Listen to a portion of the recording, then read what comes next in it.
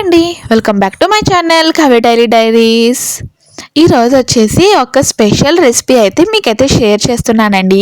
Special recipe అంటే ఏంటి special అనుకుంటున్నారా? ఏమీ లేదండి, బ్యాచిలర్స్ ఉంటారు కదా, వాళ్ళు ఒకవేళ వైఫ్ వాళ్ళ అమ్మ వాళ్ళ ఇంటికి వెళ్ళిందనుకోండి, ఇంట్లో హస్బెండ్సే వండుకోవాలి. అలాంటప్పుడైతే ఇలాంటి రెసిపీ చేసుకుంటే చాలా సింపుల్ అన్నమాట. ఎక్కువ మసాలాలు వేయకుండా, అసలు వాటర్ అనేది వేయకుండా చేసుకునే రెసిపీ అనమాట. చికెన్ కర్రీ అనమాట.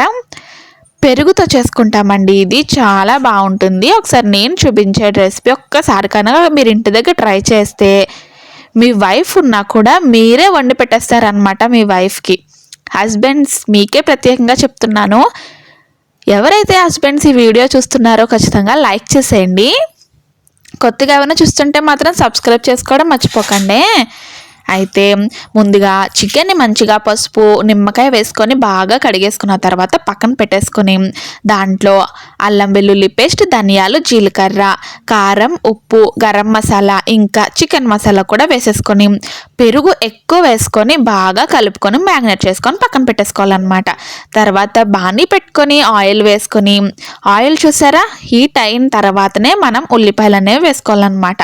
ఉల్లిపాయలు కూడా వన్స్ మంచిగా ఇలా ఫ్రై అయిపోయిన తర్వాత చికెన్ మనం మ్యాగ్నేట్ చేసుకొని పెట్టుకున్నాం చూడండి, అదైతే వేసేసుకోవాలండి. వేసేసుకొని అస్సలు వాటర్ అనేది ఏమీ వేయకుండా దాంట్లోంచే వాటర్ కంటెంట్ అనేది వస్తుంది అనమాట. మీకు తెలుసు కదా చికెన్లోంచి ఎంత వాటర్ అనేది వస్తుందో, ఆ వాటర్ అంతా పోయేదాకా మనం మగ్గించుకోవాలి. ఫస్ట్లో అయితే మూత పెట్టుకొని మగ్గించుకోవాలండి. అప్పుడే ముక్కకి మసాలా అంతా పడుతుందన్నమాట.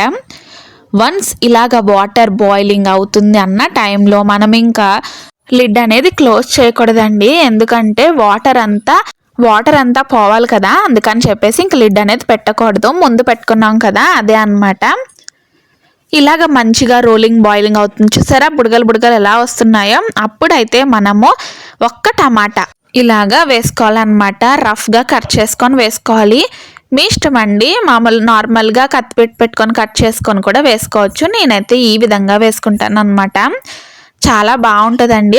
ఒక్కసారి ఈ రెసిపీ మీ ఇంట్లో కనుక ఖచ్చితంగా ట్రై చేసి చూడండి. మసాలా వేసుకొని చేసుకునే రెసిపీ కన్నా ఎక్కువగా ఇష్టపడతారనమాట. పెరుగు వేసుకుంటాం కదా, చాలా కమ్మగా ఉంటుంది. ఇంకా ఈ మంచిగా ఉడుకుతున్న టైంలోనే మనం కరివేపాకు ఇంకా కొత్తిమీర కూడా వేసుకోవాలి. కొంచెం కొత్తిమీర అయితే లాస్ట్లో ఇలా గార్నిష్ చేసుకుంటే సూపర్ టేస్టీగా ఉంటుందండి. ఒకసారి ఖచ్చితంగా ట్రై చేసేయండి. నచ్చితే లైక్ చేసేయండి. బాయ్ అండి.